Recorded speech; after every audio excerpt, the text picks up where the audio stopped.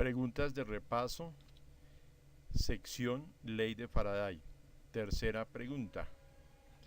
Además del voltaje inducido, ¿de qué depende la corriente generada por la inducción electromagnética?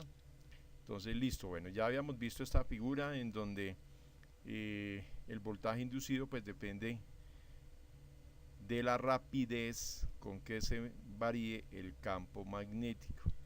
Pero entonces, ¿qué sucede cuando a mí me dicen de qué depende la corriente generada por la inducción electromagnética? Entonces, pues nosotros vimos que la ley de Ohm decía que la corriente era directamente proporcional al voltaje y a la resistencia e inversamente proporcional a la resistencia. Entonces, además del voltaje, ¿de qué depende la corriente? Pues de la resistencia.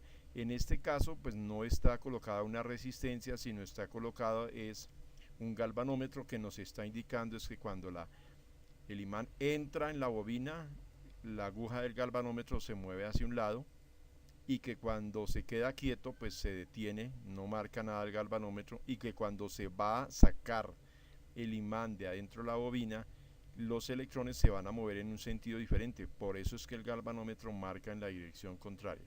Repetimos, cuando entra el imán, los electrones se mueven en una dirección y cuando sale se mueven en otra. Además de que depende el voltaje, pues de la cantidad de espiras que tenga la bobina, ¿cierto? Pero es que aquí nos están preguntando es de acuerdo a la corriente. Entonces, resumiendo, la corriente generada por la inducción electromagnética depende de no solamente del voltaje, sino de la resistencia que esté colocada cerrando el circuito. Entonces voy a leer rápidamente acá. Una característica fundamental en las bobinas es que ellas presentan oposición a cambios bruscos del campo magnético es la inercia de las bobinas, y esto se llama reactancia inductiva, lo dije en el anterior video. La cantidad de corriente producida por la inducción electromagnética no solo depende del voltaje inducido, sino también de la resistencia de la bobina y del circuito con el que está conectada. O sea, tiene que estar el circuito cerrado para que exista una corriente. Por ejemplo, podemos introducir y sacar un imán en una espira cerrada de caucho e introducirlo y sacarlo en una espira cerrada de cobre. Entonces, ¿qué va a suceder con el voltaje inducido en la de caucho? Pues no va a haber un gran voltaje ni tampoco hay una corriente, porque ese es un no conductor, es un aislante.